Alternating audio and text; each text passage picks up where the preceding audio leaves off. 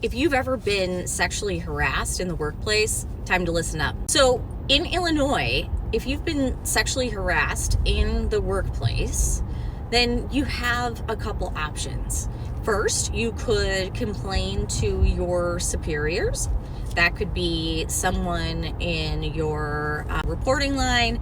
That could be just someone in HR, etc., to put the company on notice. A follow-up question to that is, well, if I tell HR and I tell them I don't want this to get out and I don't want them to investigate it, what should I do? And the answer truly is, then you can't tell them, because they're under a legal obligation the moment that you tell them about it to start an investigation.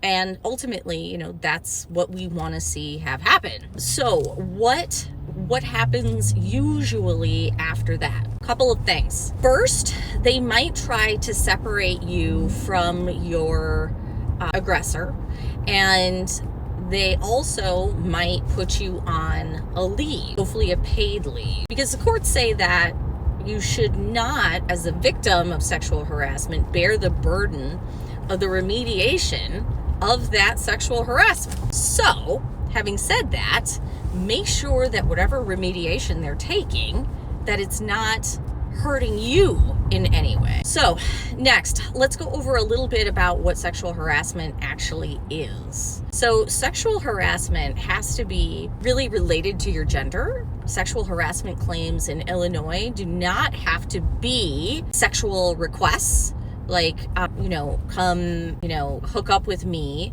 and I will give you a raise. It doesn't have to be that at all, but it can be based on the fact that you're a woman.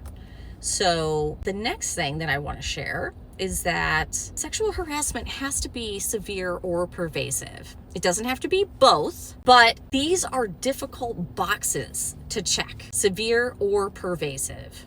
So what would count as severe? I would say personally, it's anything that includes a touching and sometimes something, verbal. And then there's pervasive, and that can be a series of small to large size comments to you that, again, so what we need to have is we need to draw the connection between the severe and pervasive to establishing a hostile work environment where essentially you can't do your best work. So that's very important to know. What are your legal options? So let's say you report the sexual harassment to your HR business partner. The HR business partner says, okay, we're going to handle this. And then radio silence. They don't do anything. You are still working with the perpetrator of the abuse, and you're feeling unsafe. I think once that happens and you see that they're not doing anything, I think it's time to reach out to an Illinois sexual harassment, even just to get a consultation about what is possible to happen next. So let's say you want out of the company because you are being sexually harassed. A lawyer can help you with that.